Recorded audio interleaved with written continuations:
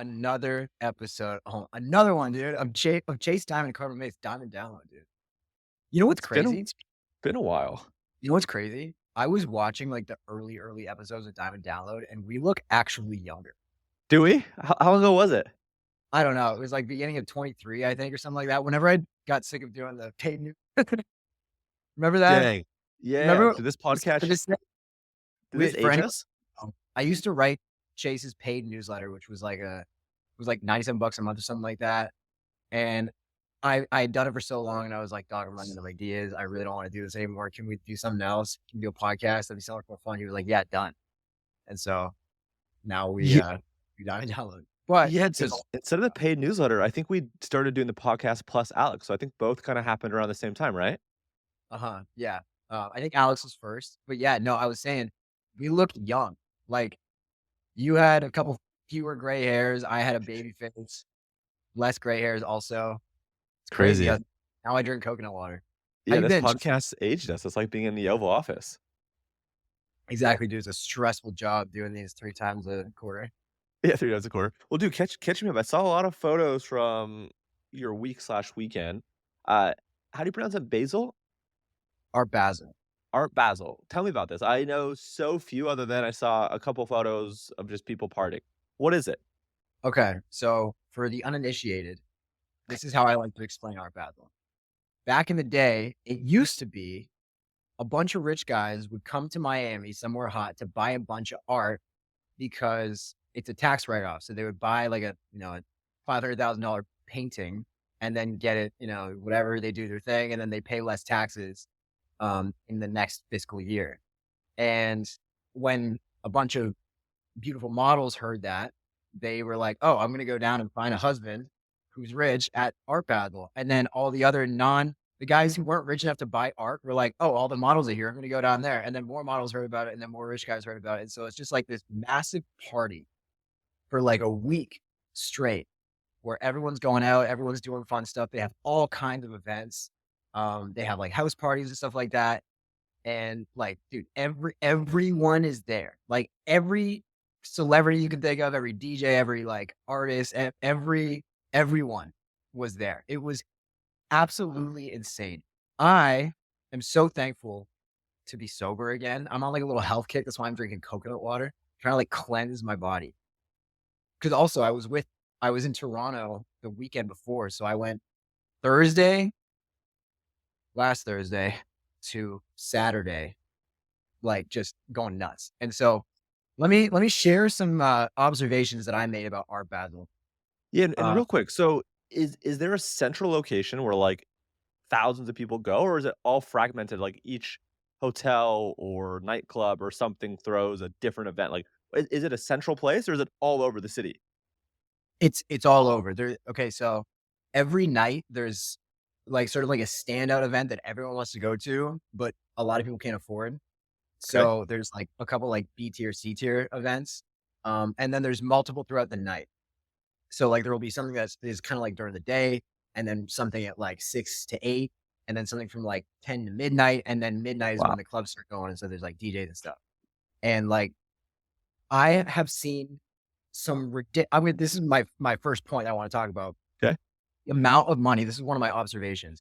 The amount of money in nightlife is absolutely insane. So, one story that I heard through the grapevine from a good friend of mine who you probably know, he's very well known on like, I guess, crypto social media, like Twitter, TikTok, Instagram. I was at an event with him on, I guess it was Saturday, Okay. and, he was telling me about someone who made a bunch of money in crypto, um, off an airdrop. Do you know what an airdrop is? Loosely, yeah, loosely. I barely know what it is. I'm not gonna try and explain. Basically, it's like when you it's like doing like a little treasure hunt to find free crypto, and then you get it without having to buy it, and then it goes up in value.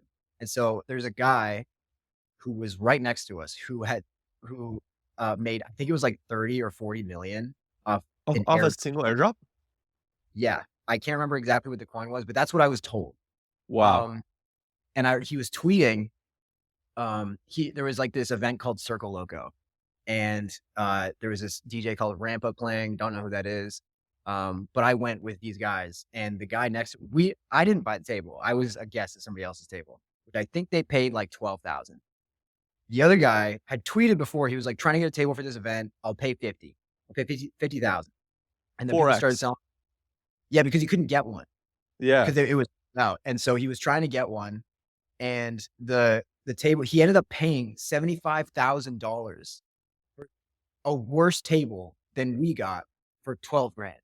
And I've seen that happen enough before. Like, dude, there was other ones like this event called it was Palm Tree Club. It's this brand new thing that just opened kind of far. It's like 40 minutes out. It was a bit of a Wow. mission, but the first night that it opened was the Wednesday. And tables started at 40 and they went up to like 100 plus. And that's the minimum. So that means you have to spend that much, like no matter what. People don't stop there. They do like bottle wars with people, end up spending like 20, 30, $50,000 over the minimum. It was Crazy. insane. So since then, I've been like kind of wondering, are we in the right industry? Like, should we be doing something? And I obviously, there's plenty of clubs that fail. And I don't know if I would personally want to get into it, but like, do you know anybody who like, oh, you know, a lot of rich people. Do you know anybody who like owns clubs or anything like that? No. No, I know some people that own restaurants, but I don't know anyone that owns, like, nightclubs. It's also not my scene, so maybe if I was in that scene, I might know some people. But no, I don't know any, but I know when people go out, whether it's on a night out or a bachelor party, bachelorette party, to celebrate something, people spend. Like, I've seen it, I've heard of it, right? So, yeah, I don't know how to get into it, but it sounds cool. So from what I've heard, there's kind of like a mafia. It's not an actual mafia, but like all of the club owners have been around for so long that they kind of like will push people out if someone new like if you and I decided to like walk into Miami and like start a club, it would not be easy for us. It basically means that Right. like we're not gonna be able to book any good DJs. It's we're gonna get like they're gonna send cops to, like, go and check if, like, bouncers are being strict on IDs, and, like, try and see if they can get us for, like, serving minors. Like, it's a Crazy. bad Harley to compete in, but if you run the numbers so, on Thursday, my good friend Rob was kind enough to split a table with me at Live for 18,000. That was the average one. That was the cost of the table. That was the Okay. min. Actually go over the min. So, 18,000 was average because there's some that are cheaper and some that are better. But let's just say, I think there was like 25 tables in the club, Wow. $450,000 in a night. Um, And not that's just for including tables. That's not including anyone that didn't have a table. right. I don't yeah, covers probably like $100. I think that's kind of negligible. So maybe let's just say 470. Well, do you have to Um, have a table to get in? Like, can't you just go without table and buy drinks and stuff? Or do you have to have a table? no, you can go without a table, but it's just not very Yeah, so fun. people probably spend 100 to get in, and then they're probably spending, though, $100 plus on alcohol per person, right? Just buying drinks from the bar? More than that. Yeah. So like let's say like it could be half $1,000,000 in a single night. And they'll do that, like, obviously, it's a little bit inflated because it's Art Basel, like, tables aren't always 18 grand, but they'll do that, like, 4 nights a week. So, like, it Crazy. there's a world where, like, in Miami, Vegas, New York, LA maybe not LA, there's not a lot of club culture in LA, but, dude, it's a month, 8 figures a month in the high months, Crazy. like and, dude, they sell these bottles too, champagne is such a scam. They sell these for, like, $3,000 a pop, Yeah, and they're just selling air and space and some alcohol that they got for really cheap. I know. It's an insane model. I honestly this is why I like talking to promoters because they know how this stuff works, and I'm always curious about the business side of it. And I hope that the people listening aren't getting bored because they're like, "Oh, I don't wanna listen to a 25-year-old talk about going and getting drugs." It's like, no, it's not about that. It's about the business. It's about the money. How do we Yeah. monetize it? How do we and, like, it's not even just clubs either. It's, like, the restaurants surrounding it. It's, like, transportation services. Like, there was a company that, there's, like, basically 1 or 2 companies in Miami that dominate renting out, like, Sprinters. Everyone Hmm, wants to ride a Sprinter. And so for you to get a Sprinter, I don't actually even know how much that costs, but it's like a grand or something for the night. The van costs it's a shitty little Sprinter. Like, you can probably yeah. buy one, like, fully decked out for, like, 60, 70 grand, um, like, a used one. and you rent That's that another out. business. There you go. Get buy the vans, rent them out. That's crazy. Exactly. How do places get cool? Like, all the restaurants that you talk about, right? Like, I don't even know the name of them, Delilah or whatever they're called. Like, how do these Uh, places get cool? Like, did someone cool go there? Did someone cool start them? Like, how do these places get cool? I actually that was one of my points. I guess we'll skip past the second one, just go straight to this one. Okay, so I realized that, like, really the only way to attract rich and famous people is with other rich and famous people. Like, there's not really an amount of money. Okay, so think about it like this, right? Like, let's say you're, like, the world's top DJ. Let's say, like, you know who, Skrillex is? Yeah. Yeah, yeah. Let's say it's Skrillex, right?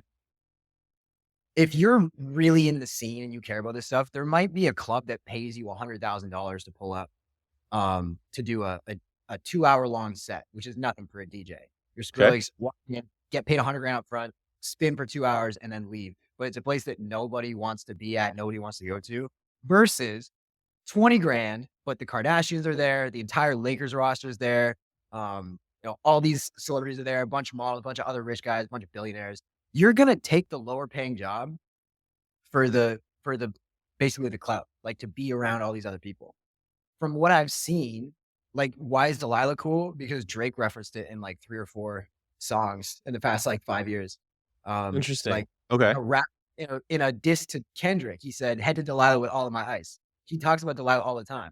There's a song on For All the Dogs called 7969 Santa. It's the address of the LA location of Ah, Delilah. interesting. So, same with, Hmm. like, he references these spots all the time. They get cool just because, like, people kinda tell you they're cool. You know what I mean? There's a lot of places that I love in Miami that, like, nobody ever talks about. Like, this one restaurant called Novikov, Okay. uh, it's a nothing place. Like, nobody super popular goes there, but I love it just because the food's good and the service is really good, and it's better food and a kind of a better vibe than a lot of these, like, really nice spots, but people don't talk about it. How Carbone, did you another find it? If no one's talking about, how did you find it? oh, it's just local. You're just around. Local? You just, like, Um, walk past it, drive past it, and, like, "Oh, it's this place," or someone told you about it? uh I think maybe one of my boys might have told me about this spot, but there's Okay. all kinds of spots around here that I go to just because I've seen them a bunch of times. Dude, it's Um, so interesting. I'm actually now that I think about it, I'm actually going through this same type of thing in a whole different realm. My wife and I have been so stressed lately about our daughters, like, where they're going to school, like, one of our daughters, where she's going to school next year. And there's kinda, like, 3 private schools that we're looking at. One we legitimately had never heard of, never found in any of our research. We literally just found it through one of our daughter's teachers, like, a few days ago, we went to go tour it. But, like, when we did Google searches, when we asked other people, no one talks about it, no one heard about it, like, it's like a hidden gem. And we're like, "Okay." Like, they may just have a marketing problem, but they're a great school. There's a different school, that has, like, an amazing campus. It's by far the most popular school, but when you go there, they don't care about you. They know they are so popular that they don't cater to you, they won't handhold you, they won't make you feel wanted. They're just like, "We know we're the cool kid on campus." And then there's another school that a few people had told us about that has good reputation. When we went there on the tour, it was a 2-hour tour, it was a private tour. They almost came across a little bit desperate about how bad they wanted us. So kind of in this interesting way, like, I'm actually kinda going through what we're talking about with clubs and restaurants and bars, but with schools and trying to figure out, like, about these schools, and some are talked about, some aren't, and they're all different prices, and they all have different things to offer, and it's just, like, it's very overwhelming. this is actually a great pivot that's not on the topic list, but I would love to talk about this because I feel like you deal a lot of this or deal with a lot of this, I guess, with DSC. Like the idea of like what is premium? Like, is it just scarcity? Is it scarcity plus word of mouth? Like, because I agree that the less marketing you do, the better. Like, Carbone is hard to find. You know what I mean? Like, if it's like a lot of these spots where it's like if you know, are like Yeah. really cool.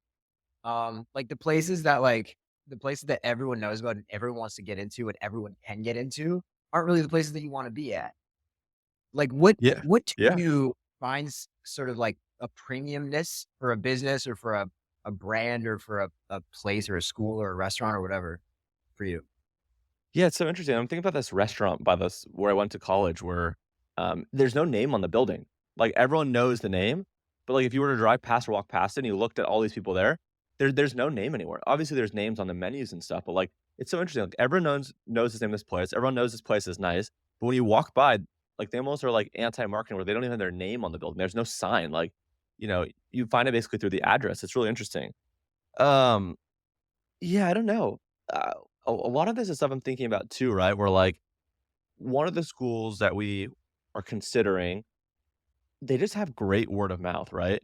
We don't see any advertisements, but, like, every single person that goes there has gotta be referring people because every time we go to open houses, there's hundreds of people, and they just have so much demand, and dude, there's literally all these stories, and I don't know if these stories are, like, true or if the school planted them, but there's all these stories of, like, every year to try to get into the school, people will camp out, and people will camp out for days. I heard a story recently, again, I don't know if this is true or not, people took shifts. So there's this family, the mom, dad, grandma, grandpa, aunt, uncle, like 6 of them literally took shifts for 2 straight nights, standing in line. They would basically only go to the bathroom, and other than that, someone had to be there at all times so they didn't lose their place in line. And I don't know if you remember as a kid, like, going to, like, GameStop or something and waiting in line, like, when a game dropped or, like, these certain things, they almost have Jay, incorporated. I'll tell you, I have never once in my life done that shit. That is insane. That's great, but Yeah, continue. yeah. But, like, yeah, for the school, it's crazy. I remember back in the day, my friends would do and my brothers were, like, fanatics about some of these games, and you maybe, like, would wait a couple hours or something. Maybe you would sleep there. I never actually did it myself, but I know people that did. But it just reminds me of, like, GameStop as a kid or some of these things, like, they've almost through the storytelling, through the community, they've almost have everyone drinking the Kool-Aid where everyone is talking about it, where it's like, it just makes you wonder, like, "Oh, man, like, what if my kids don't go there? Like, are my kids gonna be okay?" So I don't know, it's like the stories that the brands tell, but, like, at the end of the day, it's really the people that are telling them, like, they have, like, literally on almost both sides of my house, both neighbors send their kids there, right? Like, most of our neighborhood goes to this school, and it's like, well, I want my kids to go to the same school as all the kids in the neighborhood, right? So they've almost invoked, like, the psychological FOMO. So I don't know, I'm still trying to, like, break this down, but, like, it is totally messing with my wife and I's brain, and, like, we're just trying to wrap our head around, like, the right decision, and can we get into this place, and what is it gonna take? I don't know. That that's the richest thing I've ever heard, Chase. I appreciate you sharing that. I and then the rich laugh to follow. I that's funny. That's like a scenario that I don't hear about often is like, how do I get my kid into this school? Okay, so back to the premiumness thing. We understand what like a premium business looks like, where it's like people are dying for the product and the business gatekeeps it. And Yeah. it's word of mouth and it's buzzing and there's scarcity, real scarcity. And these people really, really want this. It's like a Birkin bag. You know what I mean? Where it's like Yeah. you have to spend a certain amount of money in order to get a Birkin bag. Um, well, how does it start? Like, for example, for the Birkin made by Hermes, um, back in the day, I don't exactly know how they got to bags, but they used to make saddles, like really, really premium horse saddles. And that was kind of how they broke into like the design luxury sort of industry. And now I don't know what happened in between, but fast forward like 100 years later, now there's like women that will literally like kill their husband if they don't get a Birkin bag for Christmas. So like, what if you were to start a a premium anything, whether it's a brand or a info product or whatever, like how do you build up that type of reputation where people are just like would really kill to get what you have? Yeah, I think for me, I think it's a couple things. Like, one, I would obsess over the quality of the product, right?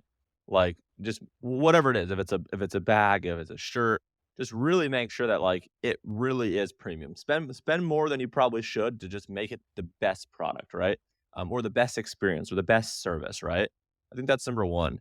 Number two, right? Like, if you have connections or you could find someone with connections, I would try to do the thing that you mentioned, try to seed it with the right people that are like the in crowd or the cool crowd, right? Like, you're gonna open a restaurant, in Miami, I would call you and Ben and some of the people that are now on like kind of the come up on the young crowd. It's like, yo, you guys could come. We're gonna wine and dine you. The only thing we ask for is just bring a few cool people and just document it, right? And just make some noise. So I probably would go out of my way to either give free things or even potentially pay for things depending on what it was and who it was, just to get the right thing early. And then I would probably intentionally make it hard to buy the product in terms of limiting the quantity, or if it's a restaurant, limiting the number of tables and seats, right? and making it kind of like hard. So you kind of build in that urgency and that scarcity. I really like the drop model too. Like I like some of the companies that have done like those, I don't know, Supreme and whoever else have really got people excited, have done drops. They make you wait, they tease it, right? It almost creates like this really cool secondary market where like, and people are like wanting to buy it because they know they can resell it or they want to buy it because they know other people don't have it. So I don't know exactly the plan, but like those are some of the things that kind of come to mind for me. What are your Mm, thoughts? there's 2 brands that are doing that well, I think, right now. Maybe one now and one about a year and a half ago. Okay. You know Carte Blanche, obviously, right? I think you own some of their stuff. So which one is Mhm. it? Carte Blanche?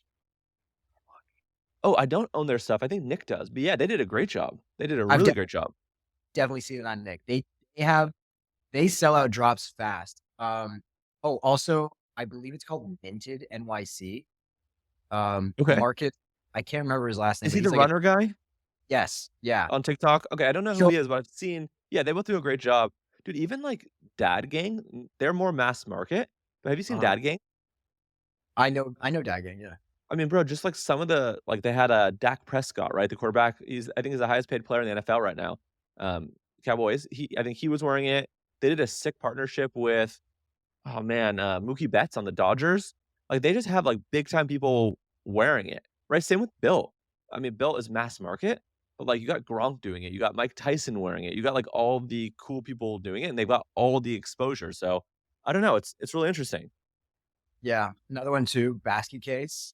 The boys love basket case these days. I don't have any of it because I didn't catch the drop, but, I know Rob, bought, like, I think a couple grand worth of stuff from them, like, loves their Wow. stuff. It's sick. It's really cool, but yeah, um, interesting thought experiment. Maybe we'll come back to this because I think there's so like, I mean, everyone wants to have something premium, like, even me, like, I have, coaching program. I would love to have a premium info product, a premium coaching program. People are banging down the door to come get it, so, Yeah. yeah. Last observation real quick, kind of a throwaway. Most rich and famous people are weird as fuck. I don't know if you, like, knew that. Maybe I mean, I know you have some experience, like, dealing with, like your buddy's an A-lister, like, an actual A-lister. Yeah. Uh, he sounds normal, I think. Yeah. Maybe it's because he's normal that he's not, like maybe he could be more famous if he was a weirdo. Um, but, I was around so I was kicking it with these girls. They were I don't know if you saw them, the 2 blondies on Instagram. I They're think I both might have. I can't remember. I think I might have. uh-huh. Um, they're both like fucking supermodels. Like they travel a lot for work and like they're around everyone, bro. Like they are literally in circles with people that you wouldn't even believe. Like they've met everyone. And Yeah. I talked to the other one, the blonder one, a lot, and she was telling me like how they're all freaks, bro. And so the takeaway was like I honestly believe that there is room for, like, regular-ish people to be in rooms with these people and not be a weirdo, and you might think, like, "Well, wouldn't it make more sense to, like, be a weirdo so you can get along with them?" Not always. Like, I think a lot of times, like, these people who are famous or really rich, or even these models who are, like, around these guys are, like, looking around and they're like, "Oh my god, is this what, like, life is supposed to be like?" And then if you're not a weirdo, you're, like, a normal-ish person who, like, you know, is, like, funny and chill, like, they'll appreciate that a lot, and that is kind of like the in. There's a guy that was down here, he's from the UK, but he lives in LA, and he was spending some time in Miami for Basel, and he was talking about all these people that he's met, like, in LA, like, really famous people and really rich guys, like, especially older guys too, and, like, he's just a regular guy, he's just a cool guy to be around, and, people like him because he's not a weirdo, and all these people are weirdos, all these, like, really high network people are weirdos. He's not, and it just makes it easy for him to connect with pretty much whoever he wants, so I thought that was Interesting. kinda gives hope Interesting. to okay, we spent how much time? That was 25 minutes on one topic, alright. Yeah, Let's keep going. let's do one more topic. Let's do one more. You wanna pick the one with, from Jeremy? Um, what, you gotta get out of here? I gotta run in like 10 minutes. Oh, shit. Okay, then Let's let's do the gloss let's over do both. Okay, no, let's spend, like, 2 minutes on the meta one, and yeah, yeah. then I wanna hear about what's going on with you and Jimmy. Okay, Cool. Let's so, do it. um, so I'll start with this. One of the best investments I made, it was actually last year, but I'm still in it. I pay, like, 25 grand a year for Jeremy Haynes' Inner Circle mastermind thing, and, I was one of the first to hear about this new meta policy that's going into effect in 2025, but They're beta testing it now, so some people are getting got, and it looks kinda crazy. So I'm gonna share the screen for anyone on YouTube. You guys can see this. But Yep, okay, so see it. what has basically happened is Meta's getting a lot of pressure. I think they're getting sued, for I don't know, just like the types of companies that are advertising on their platform. And so instead of doing like full on bans where they're banning your BM and they're banning like, your entire ad account, it's like a soft ban. So what's happening to companies that I'm going to show the things in a sec. Um they're banning the domain. And so what'll happen is I'm advertising for Copy MBA and I'm sending to copymba.com. And I'm making claims and ads and stuff like that, and they just don't like my business. They're gonna basically stop sending data to the pixel that's on the domain and Mm. just I basically get no data. So it's like iOS 14, but worse because it's like not only are you not getting data from people that didn't opt in, you're not getting data from anybody. So the And ads will run, but you just won't know what's happening?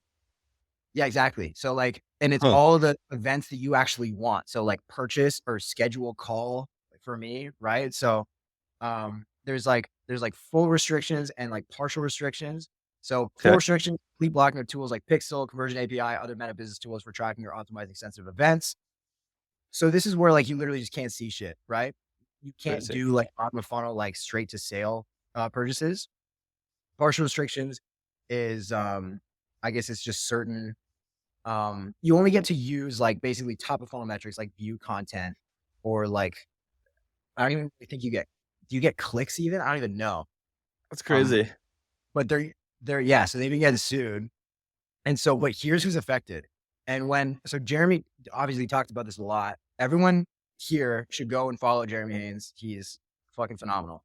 Um, this is where he said in the video that this is going to be a thing for like some of these like CBD beverages. When he said that, I immediately thought of Brez. Oh, yeah. That's what they do. And so Yeah, like yeah. health and wellness, telehealth providers. So like there's like how you can like do like white label Ozempic, basically Yeah? anything like that. Wow. Supplements, which like everyone sells supplements. Like I don't know a single person with e-commerce not selling at least one supplement brand. Right. Everyone I know that. Financial services. So that's where you and I would hang out. But it's also like accountants. If you say that you can save someone a certain percentage or something of money, or like anything regarding credit, you're done. Event This is categorization. wild. So so what Jeremy said to do is basically okay, I'm back in now. What he said to do was like there are a handful of events that you can do no matter what. So even if you do get banned, I think the two he mentioned to do are donate and app install. But basically what you have to do if you haven't been banned yet, if you have, then you're screwed. But if you haven't yet, what you got to do is basically trick the pixel into thinking that donate or app install is the same as purchase or schedule a call or something like that by sending the same data and just triggering the same event so that when you can no longer do schedule a call or purchase, donate has been picking up all that data and you're not starting fresh. Because otherwise, if you do that after you got banned, then it's literally going to start optimizing people who tend to donate to stuff, which like, Oh, man. yes, you know what I mean? And so Yeah. also too, um, they like support is never ever very helpful. And so Yeah. I think like maybe just like start getting a rep now so that if something does happen, then you won't be too screwed. Dude, wild. Man, I don't know if people are gonna start shorting Meta stock or what they're gonna do. I mean, that's gonna be a lot of people getting hurt. I don't know, man. I just go give Nick a hug. Make sure that he's all good. Not only does he have an advertising agency, he also has a brand that will probably, You that's get you hit hear hard. said. But basically the moral of the story is if you've ever, you know, if you've been making claims in the past, be extremely careful about it now and don't say anything that's going to get you banned because it's not going to look good for a lot of people. Yeah, compliance is way more important now. Uh-huh. Cool, Okay. that's helpful. Okay. If you want to end it off with an update about you and Jimmy. Yeah, dude, this has been crazy. I know we had talked about it a couple weeks ago, but, um, dude, every day we're, like, coming up with something new that's just, like, a banger of an idea. So right now, like, we have sold most of our available slots for December, January, February, like, potentially even through, like, March or April's kind of up in the air. But we're selling, like, tons of e-com SaaS slots, so, like, newsletter ads, social posts, podcasts, yeah, in-person events, digital events, etcetera. We're also doing, like, some influencer management, so whether it's my account or Jimmy's or my wife's LinkedIn or Nick's LinkedIn or, other people's accounts, like, we're now selling other people's inventory. And dude, like, we signed, like, a really cool 5-month contract for, mid 6 figures. They're potentially gonna renew here pretty soon through the end of December of next year, in what would be a seven-figure deal from a single advertiser, so that would be crazy. Like, we'll just be all in with one of these advertisers really over-delivering, and then obviously we'd have any non-competitive ones as well. But dude, like, there's just so much stuff that we're coming up with, like, we're thinking about doing, like, a consultancy arm where, like, we wanna help, e-com SaaS companies build out their go-to-market, get paid to do that. Then they pay us for the actual go-to-market distribution. There's some really interesting data stuff with some of the SaaS products we're gonna build, where the way that they're gonna build it would allow us to plug in with companies like Snowflake and do some really cool stuff. Like, a lot of it's over my head, but dude, things have been amazing. Like, I think I told you our goal for Q4 was maybe to do like 250K. We like flew past that. We had hit like our goal for where we wanted to be in like June or July of next year. So things have been great, man. We just keep coming up with really cool ideas and it's working. Let's fucking go, man. I love it. So happy. Thanks. Yeah. But I mean, dude, the podcast, like we're making good money on the podcast, which is crazy. I'm like, all right, I know we're gonna take a little bit of a break here on ours in the coming weeks, but we're gonna probably have to hit this back up in 2025 and we'll probably sell some inventory or something for a podcast. cool. Yeah. Yeah, Yeah, yeah. let's do it. So Yeah, get me 7 figures, man. I'll take it. yeah, I got you. I got you. No, but yeah, this was cool. This was a good episode. I think it was awesome. This was, like, one of the longer ones we've done too. I think we've been hopping Yeah. on for, like, 9 minutes and then off Yeah. and on, like, "Alright, cool, it's a podcast." But no, this is a great one, dude. Thanks for hanging out with me again. I missed it. Appreciate you, man. Much love. Alright, bro. Bye, All right. everybody. Still All right. follow us Cheers. on Bye. All right. Bye.